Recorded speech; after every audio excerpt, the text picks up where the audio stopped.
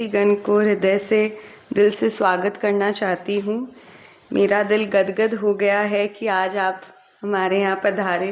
जैसे सनातन धर्म में गंगा को बहुत पवित्र और सबसे वो मानते हैं, वैसे आज मुझे लग रहा है कि हमारे घर स्वयं गंगा बहकर आई है और मेरे पास शब्द नहीं है अपना विचारों को प्रकट करने के लिए। एक छोटी सी स्वागत की गीत गाना चाहती हूँ। वीणा से गूंजित ध्वनि मंगलम, मन की वीणा से गूंजित ध्वनि मंगलम। स्वागतम स्वागतम स्वागतम स्वागतम।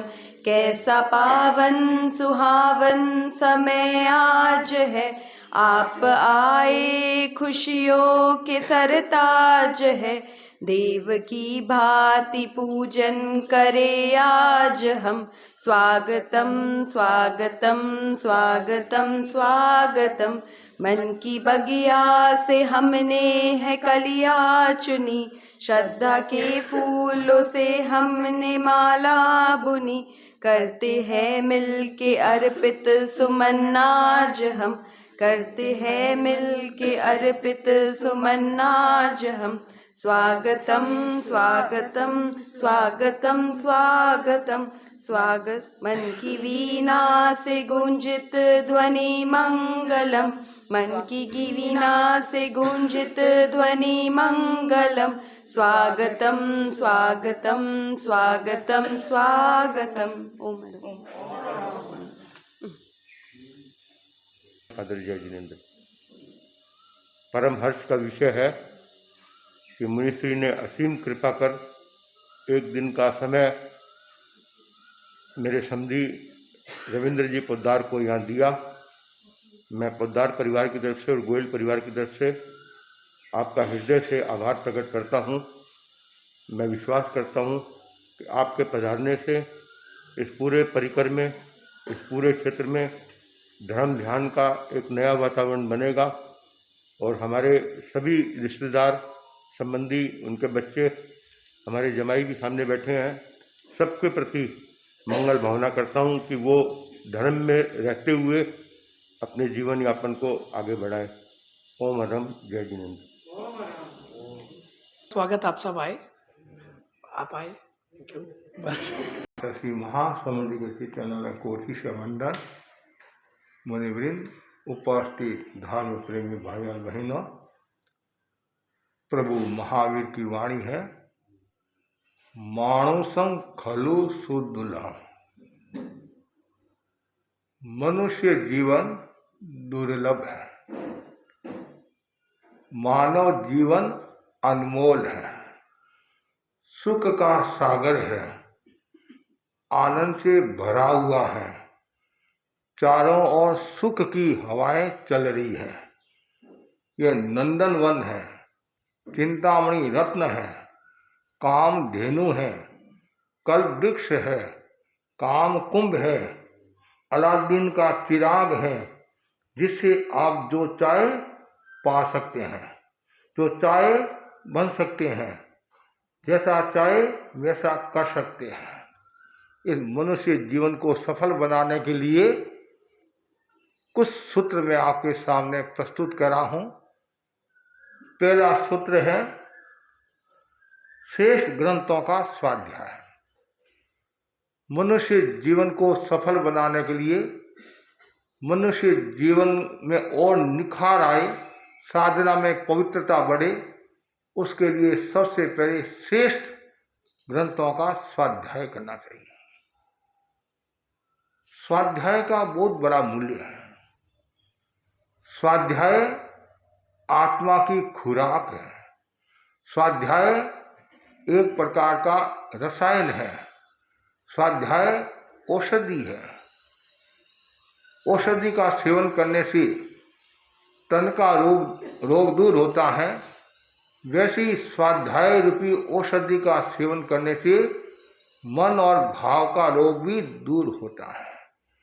निरंतर स्वाध्याय में रत रहने से सकारात्मक चिंतन का विकास होता है, आभा मंडल निर्मल और पवित्र होता है और ज्ञान की वृद्धि होती है और व्यक्ति अपना निरीक्षण करता रहता है। जो व्यक्ति निरंतर स्वाध्याय करता है उसके परिणाम भी अच्छे रहते हैं, अध्यवसाय भी निर्मल रहता है और एक एक क्षण उसका सार्थक होता है और उसके मन में विकार, वासना, कामना, चंचलता काफी हद तक दूर हो जाती है। इसलिए ज्यादा से ज्यादा स्वाध्याय करना चाहिए। भगवान महावीर के सामने शिष्य आया, वंदना की, गुरुदेव आपने मुझे संयम रत्न प्रदान किया, अब मुझे क्या करना चाहिए जिससे मेरी आत्मा शुद्ध हो जाए, मेरी आत्मा पवित्र हो जाए। तो भगवान ने कहा स्वाध्याय, ध्यान आदि की साधना करो। और साधु के लिए बताया गया है परमं पौरुषं सज्जायं, पहले पौर में स्वाध्याय करे, दूसरे पौर में ध्यान करें। स्वाध्याय और ध्यान का बहुत बड़ा मूल्य है और ऐसा भी हमारे जैन आगमों में, ग्रंथों में आता है। सुबह सुबह मुनि आचार्य के दर्शन करने के लिए जाता है, गुरु के दर्शन करता है, दर्शन करने के बाद में निवेदन करता है, गुरुदेव मेरे सामने दो बातें हैं, स्वाध्याय और सेवा, आप जिसमें नियोजित करना चाहते हैं मैं तैयार हूँ। तो गुरु कहते तुम स्वाध्याय करो, गुरु कहते तुम सेवा करो। तो जैसा गुरु निर्देश देते हैं वैसा भी करते हैं और करता है। इसलिए स्वाध्याय का बहुत बड़ा मूल्य है। यदि हम स्वाध्याय नहीं करेंगे तो हमारी श्रुत की परंपरा कैसे चलेगी, भगवान की वाणी आगे कैसे बढ़ेगी।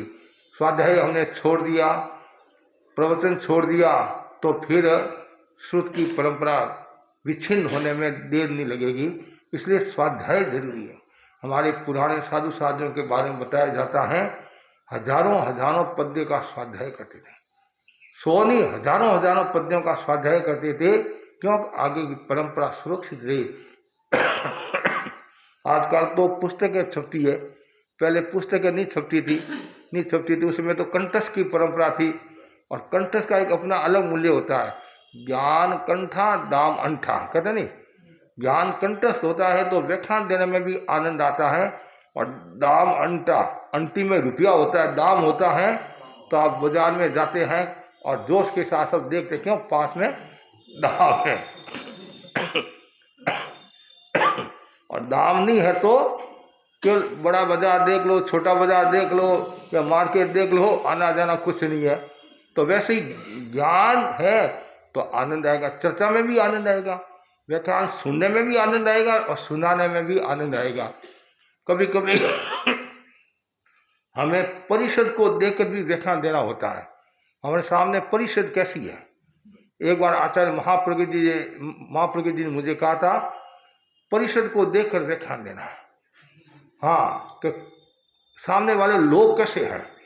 कुछ लोग तत्व रसिक होते हैं, कुछ लोग इतिहास के रसिक होते हैं, कुछ लोग प्रबुद्ध भी होते हैं, चिंतन में विश्वास रखने वाले होते हैं, विचार मिले, कुछ लोग कहानी किस्सा वाले होते हैं। तो जैसी परिषद होती है वैसा प्रवचन करना चाहिए और वैसा ही ज्ञान रखना चाहिए। वृद्धवादी की तरह वृद्धवादी हो जाना और सिद्ध सेन की तरह सिद्ध सेन हो जाना। और सिद्ध सेन संस्कृत के प्रकांड विद्वान थे और वृद्धवादी अनुभवी थे और द्रव्य क्षेत्र काल भाव के ज्ञाता थे। और सिद्ध सेन मुनि ने संस्कृत में धारा प्रवाह प्रवचन किया और सामने थे कौन, ग्वाले आदि वो थे और उनको मध्यस्थता दी गई, तटस्थता के लिए कहा गया। और वो क्या समझते कहते चुप रहो, बस हो गया आपका। और वृद्धवादी थे, उन्होंने तत्काल उनके अनुरूप प्रवचन किया, स्वर्ग की चर्चा की, हरियाली की चर्चा की, दीवड़ी की चर्चा की, बकरियों की चर्चा की। ओ जय हो जय हो जय हो जय। ये जीत गए। कहानी लंबी, मैंने संक्षिप्त में आपको बताया। जैसी परिस्थिति होती है, जैसी परिषद होती है वैसा व्याख्यान देना होता है। इसलिए जीवन को सफल बनाने में श्रेष्ठ ग्रंथों का स्वाध्याय बहुत जरूरी है। स्वाध्याय करते जाओ, करते जाओ, करते जाओ, और करते करते आप खुद ज्ञानी बन जाओगे। यदि आपको लेखक बनना है, यदि आपको वक्ता बनना है, तो स्वाध्याय ज्यादा करो। 1 घंटा बोलना है, 15 मिनट बोलना है, 5 मिनट बोलना है, तो स्वाध्याय जरूरी है। 5 मिनट बोलना है तो 15 दिन तैयारी करनी चाहिए।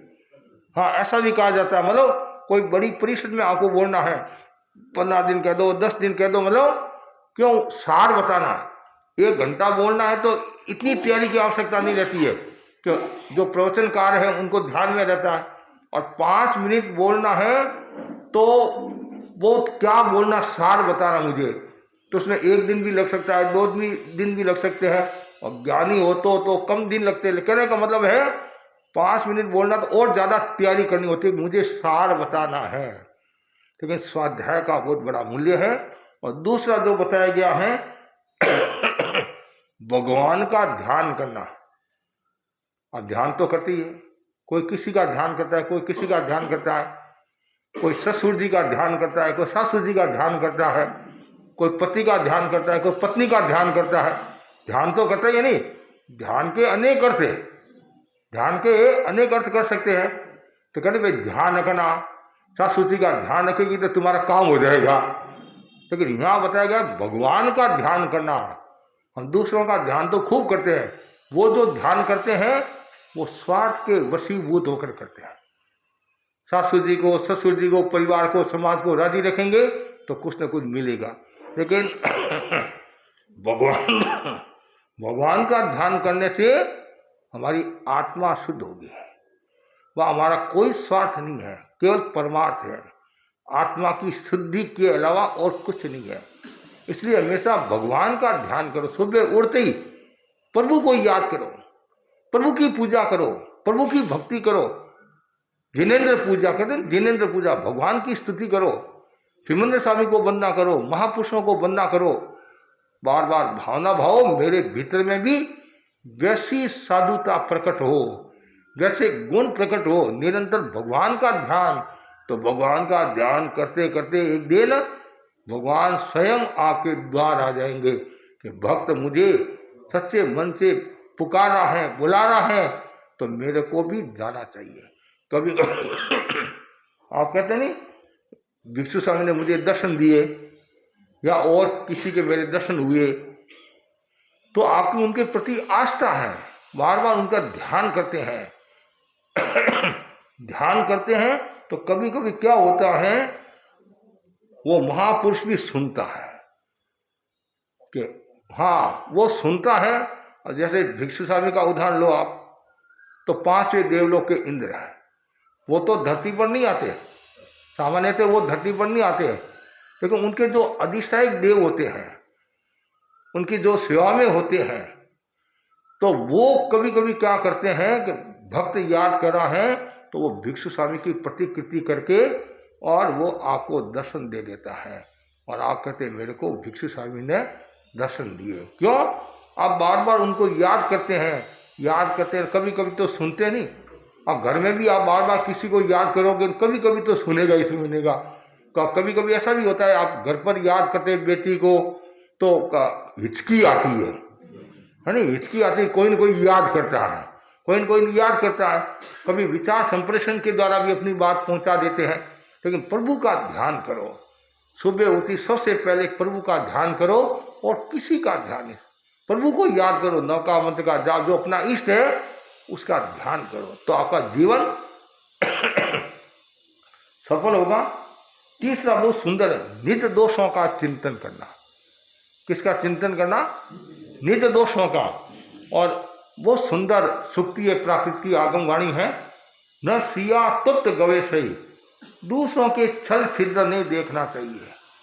कितनी सुंदर बात है, दूसरों के दोष नहीं देखना, अपना दोष देखना, अपनी कमियां देखना, अपनी खामियां देखना। तो हम लोग क्या करते हैं, दूसरों की खामियां देखते हैं और खुद की खूबियां निकालते हैं, खुद की प्रशंसा करते हैं। कुछ लोग ऐसे होते हैं वो खुद तो अपनी प्रशंसा नहीं करते हैं, लेकिन आसपास के द्वारा प्रशंसा करा देते हैं।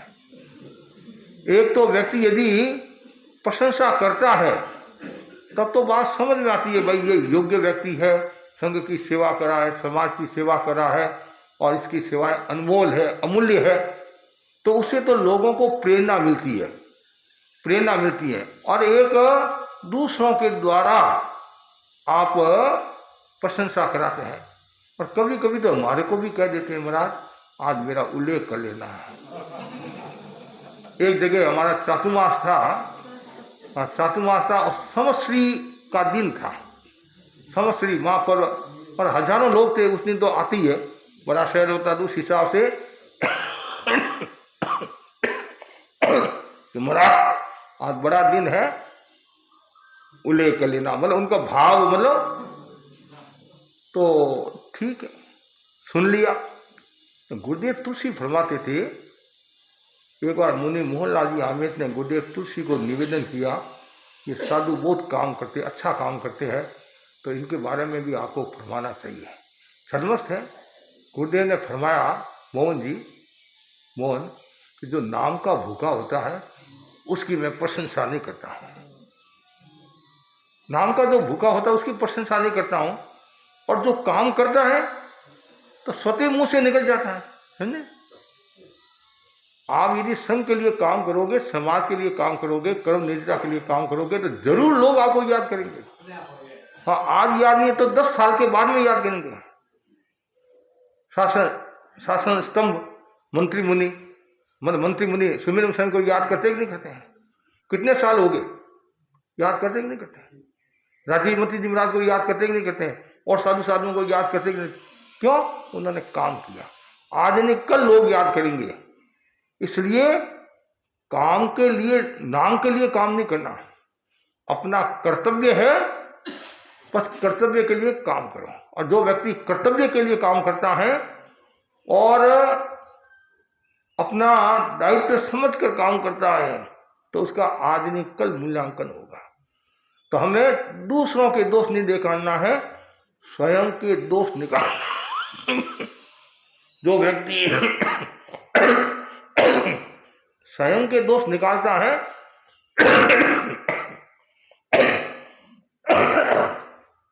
स्वयं के दोष निकालता है तो उसका विकास होता है। जैसे मैंने आपको बताया था मिर्गावती जी और चंदन बालाजी का उदाहरण, उन्होंने स्वयं का दोष निकाला और निहाल हो गए।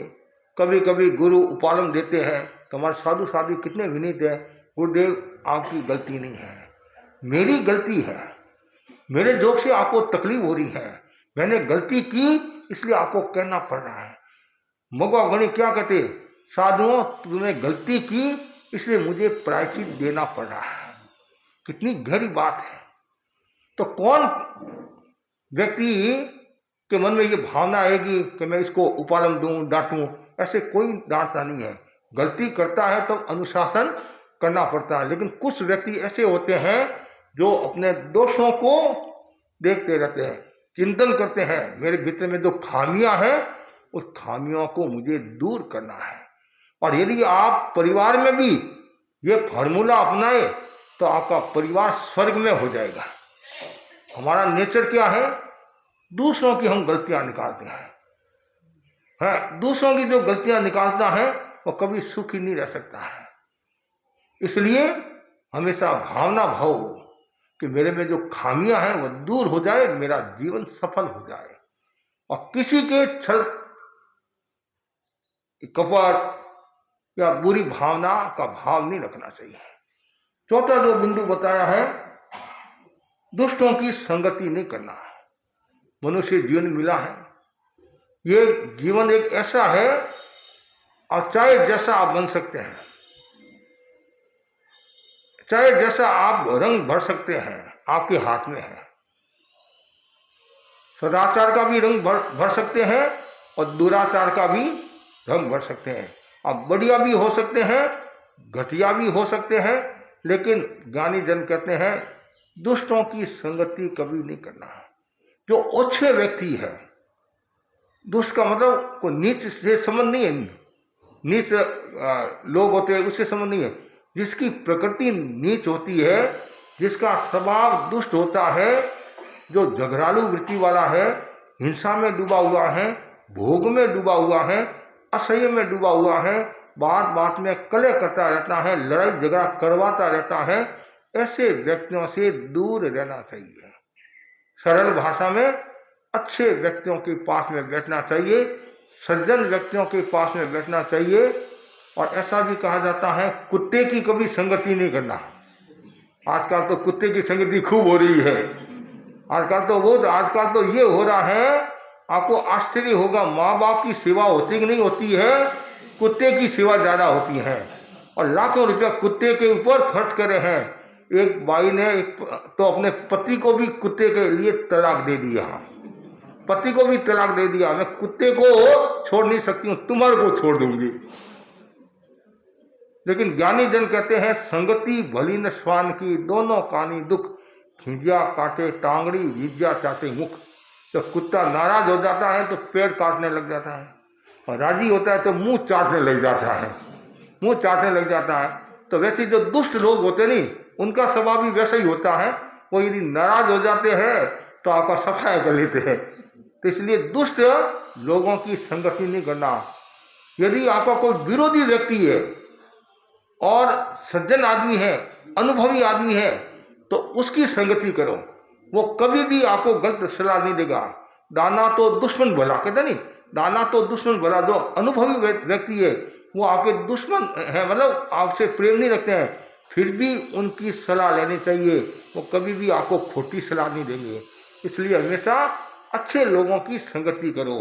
और अच्छे लोगों की संगति करने का मतलब है आत्मा के निकट पहुंचना, सत्य के निकट पहुंचना। जैसे मैंने कुत्ता का बताया नहीं, तो कुत्ते दो प्रकार के होते हैं, एक पालतू एक फालतू। हाँ, कुत्ते दो प्रकार के होते हैं, एक पालतू और फालतू। तो पालतू कुत्ता होता है तो उसके गले में पट्टा भी होता है। पट्टा होता है तो जल्दी से उसको छेड़ते नहीं है, कि लोग भी सोचते हैं इसका मालिक है, इसके यदि हम कंकड़ मारेंगे, कुछ करेंगे तो मालिक केस भी कर सकता है, कुछ भी कर सकता है। और फालतू होता है तो उसको सब छेड़ते हैं। पालतू को कोई छेड़ता है तो मालिक उसको छोड़ता नहीं है, और फालतू को कोई छेड़ता है तो कोई कहने वाला नहीं है। तो आप भी क्या करो, मनुष्य भी दो प्रकार का है, एक पालतू और एक फालतू। हाँ, पालतू कौन होता है? जो प्रभु का पट्टा लगा दिया। जिसने प्रभु का पट्टा लगा दिया वो पालतू है, और जिसने प्रभु का पट्टा नहीं लगाया वो फालतू है। उसका कोई मूल्य नहीं है। जो प्रभु का पट्टा, हर समय प्रभु का पट्टा, प्रभु का स्मरण करता रहता है, अच्छी संगति करता रहता है, उसका बेड़ा पार है। इसलिए संगत का बहुत बड़ा मूल्य है। जैसी संगत वैसी रंगत। तो हमें आपको भी क्या करना है, प्रभु का पट्टा, है नहीं? तो कल आप लगा कर आ जाओगे, महाराज हमने प्रभु का पट्टा लगा दिया है। तो ऐसे प्रभु का पट्टा लगाने से नहीं होता है, वो तो प्रदर्शन हो गया। वास्तव में भीतर से आवाज उठनी चाहिए कि मैंने प्रभु का पट्टा लगाया है, प्रभु की भक्ति में लीन हूं, और मुझे अच्छी संगति करना है और अच्छे व्यक्तियों के पास में बैठना है। बहुत जरूरी है अच्छी संगति। और जो व्यक्ति अच्छी संगति करता है और अणु है, वह भी विराट हो जाता है। और अच्छी संगति करता है, जो अज्ञ है वह विज्ञ हो जाता है। और अच्छी संगति करता है तो गरीब भी अमीर हो जाता है। अच्छी संगति का बहुत बड़ा मूल्य है। और ऐसा भी होता है, अच्छी संगति से कर्मों की इतनी निजरा होती है और जन्म मरण की परंपरा से मुक्त हो जाता है। अर्जुन माली ने अच्छी संगति की, रोहिणी चोर ने अच्छी संगति की तो सदगति को प्राप्त हो गया, देवलोक में चला गया। चंद्रकोशी का उदाहरण ले लो। इसलिए संगति अच्छी होना। और जो व्यक्ति अच्छी संगति करता है, प्रभु का स्मरण करता है, तो पग पग पर आनंद को प्राप्त होता है। लेकिन हर व्यक्ति अच्छी संगति कर भी नहीं पाते हैं, उनके मन में भी नहीं आता कि हम अच्छी संगति करें। कभी कभी परिवार के सदस्य भी कहते हैं भगवान का नाम लिया करो, अच्छी संगत में रहो, संतों का प्रवचन सुनो, ये करो वो करो। बस केवल सुनते हैं, इस कान से सुनते हैं, इस कान से निकाल देते हैं। लेकिन कितना सुंदर है, इस कान से सुना, बीच में क्या है, मुंह है। तो ज्ञानी जन कहते इस कान से सुना, नीचे उतारो, हाँ इधर से मत निकालो। लेकिन आप इतने होशियार है, कि इधर से सुनते हैं और इधर से निकाल देते हैं। महाराज का काम सुनाने का है और हमारा काम सुनने का है, आना जाना कुछ नहीं है। कहते नहीं, पंचवरा वचन सिर माते, पंचवरा वचन सिर माते, पढ़नाला तो यही गिरेगा बस आपका काम है सुनाने का, हमारा काम है सुनने का, आना जाना कुछ नहीं है। पानी में रहने के बाद भी पत्थर पिघलता नहीं है, पानी में रहने के बाद भी पत्थर पिघलता नहीं है, और दूध में धोने के बाद भी कोयला उजलता नहीं है। कितनी कलुषता भरी है जिंदगी के अंदर। 100 बार सुनने के बाद भी आदमी बदलता नहीं है, 100 बार सुनने के बाद भी आदमी बदलता नहीं है। राजस्थानी कहावत है, नागा के नौबत बाजे दो धड़ाका और बाजे। तो नागे आदमी होते हैं, उनको कितना ही सुना दो कि महाराज ठीक है, बहुत बड़ी कृपा कराई आपने, मेरे को सुनाया, लेकिन आप जानते मेरी प्रकृति तो आप जानती है, मैं सुधरने वाला तो हूँ नहीं। तो कभी कभी क्या होता है, संत महात्मा भी मौन हो जाते हैं, मौन हो जाते हैं। तो हम क्यों एनर्जी अनावश्यक खर्च करें? यदि कोई उपयोगिता हो तो 10 कोस भी चले जाते हैं, और उपयोगिता नहीं है तो पास वाले घर में भी नहीं जाते। और कभी कभी ऐसा भी होता है कि आज वो हमारे को लग रहा है कि उपयोगिता नहीं है, हो सकता है कभी न कभी उपयोगिता सिद्ध भी हो जाए। कभी कभी हमारे श्रावक कहते हैं, महाराज इसके घर पर क्यों जाते हैं, 8 दिन तक इसने महाराज का मुंह नहीं देखा है, और गालियां देता, ये देता। कोई बात नहीं, हो सकता है उसका जीवन बदल जाए, संतों को देखकर उनका व्यवहार बदल जाए। और कभी कभी ऐसा होता है, हाँ, जो नहीं आने वाले साधु साधु पधारे, प्रेरणा दी और थोड़ा सा संबल मिला और आना शुरू हो गया।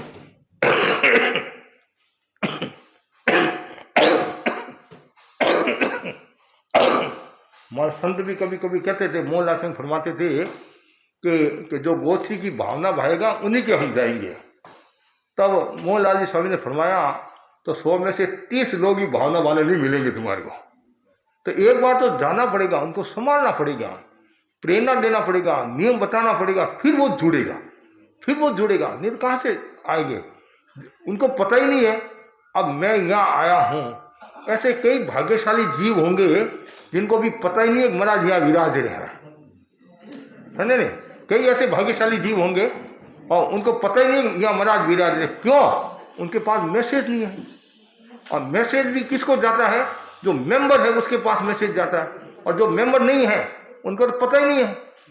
तो इसलिए मेहनत करनी पड़ेगी, एक बार तो उनके घर पर जाना पड़ेगा, उनको कहना पड़ेगा, तब जाकर कार्यक्रम सफल होगा। आप व्यापार करते हो, एडवर्टाइज करते कि नहीं करते हैं? एडवर्टाइज भी करते हैं, फोन भी करते हैं, कितना अखबारों में आदि में देते हैं। क्यों देते हैं? मेरा व्यापार अच्छा चलता रहे। तो वैसे ये एडवर्टाइज है, धर्म का एडवर्टाइज, जितना लोगों के पास जाएगा ये एडवर्टाइज, ये विज्ञापन कि यहाँ संत आए हुए हैं, भगवान की वाणी सुनाते हैं, ध्यान कराते हैं, स्वाध्याय की बात करते हैं, ज्ञान की बात करते हैं, तो धीरे धीरे लोग जुड़ेंगे, धीरे धीरे लोग जुड़ेंगे। तो इसलिए जरूरी है अच्छी संगति करना, अच्छे लोगों के पास में बैठना। और जो व्यक्ति अच्छे लोगों के पास में बैठता है, अच्छी संगति करता है, तो वो नास्तिक भी आस्तिक हो जाता है और पापी भी पावन हो जाता है। इसलिए गीत में भी कहा, सत्य संगत से सुख मिलता है, सत्संगत से सुख मिलता है, जीवन का कण कण खिलता है, जीवन का कण कण खिलता है, सत्संगत से सुख मिलता है, सत्संगत से सुख मिलता है। कपड़े को जैसा रंग मिले, कपड़े को जैसा रंग मिले, मानव को संग मिले, बस उसी ढाल में रहता है, बस उसी ढलता है, सत्संगत से सुख मिलता है, सत्संगत से सुख मिलता है, जीवन का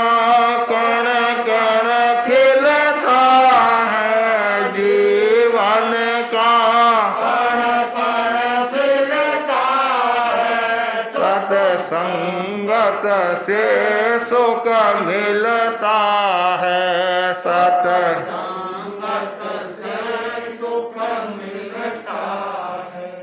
अच्छी संगति से व्यक्ति का भाग्योदय हो जाता है, सर्वोदय हो जाता है, आत्मोदय हो जाता है और दुष्ट प्रवृत्ति से मुक्त हो जाता है, चोरी कर्म से भी मुक्त हो जाता है।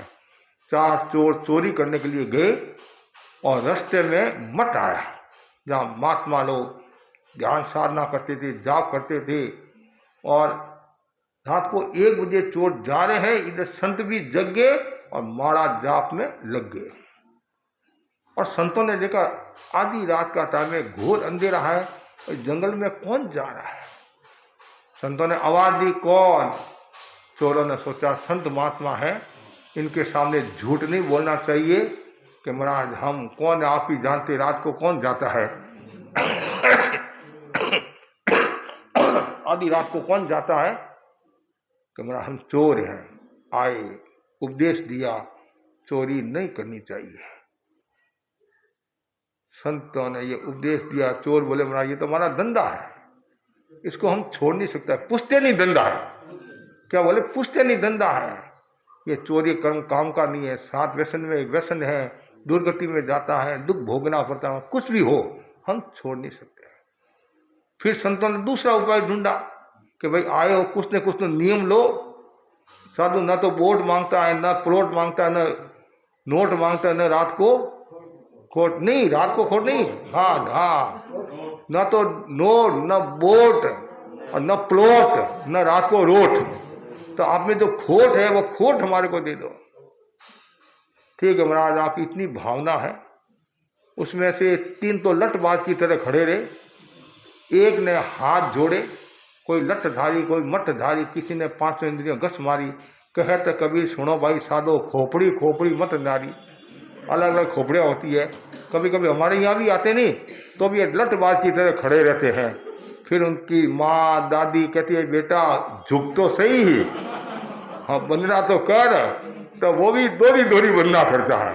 क्या एक तो अभ्यास नहीं है, आजकल क्या नीचे बैठने का अभ्यास कम है, कुर्सी पर बैठने का ज़्यादा अभ्यास है, तो कभी कभी बैठने में भी समस्या आती है। वंदना करने की तो बहुत दूर की बात है। एक लड़की रोजाना व्याख्यान आती और सीधी बैठ जाती। मैंने कहा अन्य संप्रदाय की होगी। फिर जब हमारा विहार हुआ तो वो भी पहुंचाने के लिए आई, उसने वहाँ वंदना की। तो मेरे मन में सहज जिज्ञासा हुई, इतने दिन तो वंदना नहीं की, आज ये वंदना करी है। तो मैंने पूछ लिया कि वहाँ सही बात बताऊँ महाराज, इतने दिन तो मेरे जींस पैंट पहनी हुई थी, तो वंदना में तकलीफ आ रही थी। जींस पैंट होती नहीं, हाँ वंदना में तकलीफ आ रही थी, जहाँ वंदना में तकलीफ आ रही, और आज कपड़े मतलब उस रूप में है। अब बोलो आप तो कितनी तकलीफ आती है।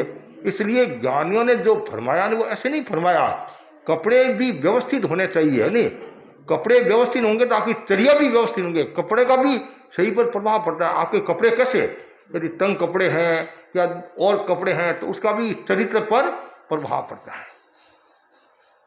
तो एक ने हाथ जोड़े और संतों ने उपदेश दिया, ठीक है महाराज आपकी इतनी भावना है, चोरी तो मैं रोजाना करूंगा, लेकिन चोरी से पहले आपके दर्शन करके जाऊंगा, आपके दर्शन करके जाऊंगा। संतों ने अपने ज्ञान बल से जान लिया इसका बेड़ा पार है। और ऐसे करते करते 6 दिन बीत गए। इधर जिस गांव में चोरियां होती थी सब लोग परेशान हो गए और पूरे गांव में आतंक छा गया, दहशत होगी, कैसे पार पड़ेगा। ठाकुर को भी कहा और ठाकुर ने घोषणा कर दी 7 दिन के भीतर भीतर चोरों को पकड़ कर लाना है, नहीं तो अधिकारियों को फांसी की सजा। सब सजग हो गए। अब 6 दिन पूरे हो गए, अब लास्ट दिन रात 7वां दिन, अब सबकी धड़कन तेज होगी, क्या होगा क्या होगा क्या होगा। और 7वें दिन क्या होता है, 4 चोर उस ठाकुर के वहां चोरी करने के लिए जा रहे हैं और बढ़ रहे हैं। इतने में उस चोर को ध्यान में आया, अरे आज तो मैंने संतों के दर्शन किए नहीं। कभी कभी क्या होता है, बाद में आगे निकल जाते हैं, कभी कभी ठिकाना से भी आगे निकल जाते हैं यहाँ से। वो बोला रुको, वो बोला रुको मैं संतों के दर्शन करके आता हूँ। संतों के दर्शन, अरे घोड़ा आज तुम दर्शन का नाम मत ले, आज तो बहुत बड़ी चोरी करना है, समय पर पहुंचना है, तो कुछ भी मेरे तो नियम है, मेरे प्राण चले जाए लेकिन दर्शन तो करूंगा, दर्शन करूंगा। नियम में कोई छूट नहीं है, नियम में कोई छूट नहीं है। धमकी भी दी, आज जो माल है तुम्हारे को कुछ नहीं मिलेगा, समन विच्छेद सब, वो बोला कुछ भी हो, अब धीरे धीरे चलो और मैं अभी दर्शन करके आ रहा हूँ। वो तीन तो चले गए और ये दर्शन करने के लिए आया तेजी के साथ में। उसने दर्शन किए, बड़ा मंत्र सुनाओ जल्दी। क्या देरी से कैसे आया? कि आज बात करने का टाइम नहीं है, आज बात करने का टाइम नहीं, महाराज फटाफट मंत्र सुनाओ। और उसने भगवान संतों ने मंत्र सुनाया और वो वहां से रवाना हुआ, तेजी के साथ में भाग रहा है। भागते भागते क्या होता है, कांटा चुभ गया। क्या चुभा? कांटा चुभा। जैसे ही कांटा चुभा उसने निकाल तो दिया, लेकिन वो दर्द नहीं जा रहा है और चलने में भी मुश्किल होगी, चलने में भी कठिनाई हो रही। उसने सोचा आज ही तो माथो मुंडा है और आधी ओला पड़ गया, और नहीं जाता तो भी मेरा काम हो जाता। मैंने साथी को छोड़ा और वो भागने की कोशिश करा, लेकिन भागा नहीं जा रहा है। आखिर उसने सोचा आज मेरे भाग में लिखा हुआ नहीं है, और धीरे धीरे लड़खड़ाता हुआ घर आ गया और सो गया। और तीनों ही चोर वहां जाते ठाकुर के वहां चोरी की और नीचे उतरे हैं। इतने में ठाकुर की नजर पड़ी, चोर चोर चोर, और तीनों को पकड़ लिया और कहा अरे मूर्खों, एक घर तो डाका नहीं छोड़ती है, और हमारे ठाकुर को भी तुमने नहीं छोड़ा, मेरे को भी नहीं छोड़ा। तीनों को फांसी की सजा, तीनों को फांसी की सजा, सुबह तीनों को सुबह फांसी की सजा। अब फांसी की सजा मिलती नहीं तो क्या होता है, अंतिम इच्छा पूरी कराई जाती है। कि अंतिम इच्छा क्या है? वो बोले और कोई इच्छा नहीं है, न तो बाप को मिलना है न माँ को मिलना है। एक हमारा दोस्त है, ये नहीं कहा कि ये चोर है, ये नहीं कहा, ये हमारा दोस्त है, दोस्त से मिलना है। और ये बात उसको भी ध्यान में आ गई कि चोर पकड़े गए। और ऐसी बातें तो जल्दी ध्यान में आ जाती है, जल्दी ध्यान में आ जाती है। उसने सोचा देखो मैंने संतों के दर्शन किया, नियम के प्रति आस्था रखी और मैं तो बच गया। और वो तीनों चोर आए उसके घर पर पुलिस के साथ, पुलिस उसको लेकर आई। दरवाजा खटखटा, कौन? जैसे हमारे ये तो मेरे दोस्त हैं। हे भगवान, मरा मरा मरा मरा मरा। दरवाजा खोला, देखा और धड़कन तेज, पुलिस और तीनों चोर थे नहीं साथ में, और कहा धन्यवाद, तुमने संतों के वचनों पर आस्था रखी, संतों का कहना माना, हम तो मरे हैं और तुम तर रहा है। वो तीनों को फांसी की सजा मिल गई और यह तर गया, निहाल हो गया। तो संतों की संगत का कितना बड़ा मूल्य होता है।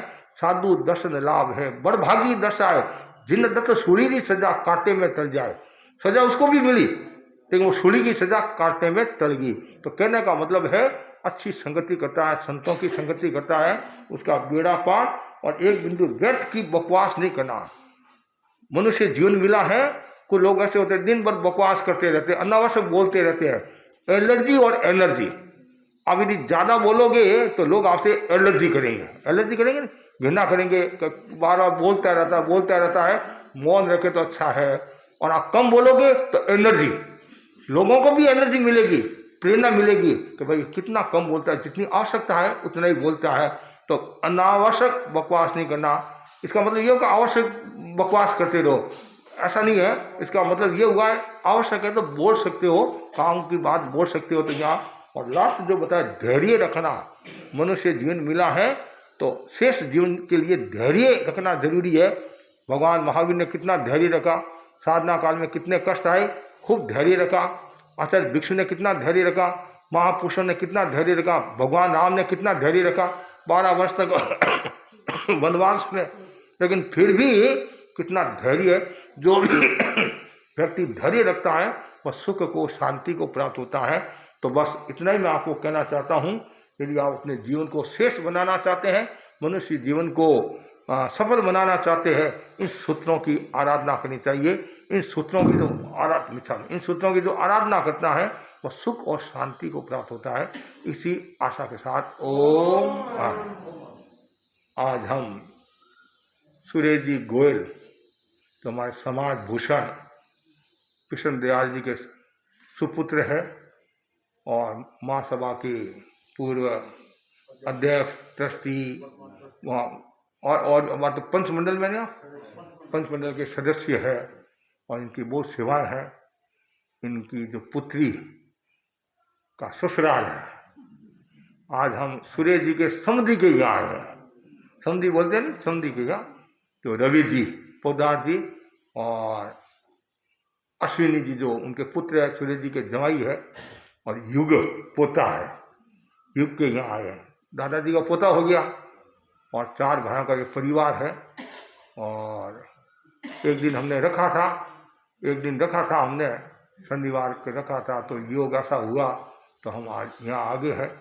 और इनकी भावना भक्ति अच्छी है, और अच्छी बने और श्रेष्ठ बने। और लताबाई भी आए हुए बेटी के यहाँ। हाँ, सूर्य जी को याद करते लताबाई को भी याद करना जरूरी है। हाँ, हाँ, सबका अपना मूल्य है। और भाई को भी कहता हूँ, 2 बहन आई ना, 2 बहन आज बाकी है। इस एरिया की 2 बहना है, उस एरिया की आज आई। एक दिन तो 4 बहनें साथ में आई थी, है नहीं? तो मैं पूरे परिवार के प्रति, सबके प्रति आध्यात्मिक मंगल कामना करता हूँ, और पूरे अलीपुर वासियों के प्रति मंगल कामना करता हूँ। खूब अध्यात्म के क्षेत्र में आगे बढ़े। और आज हमारा इस प्रवास का 6ठा दिन है।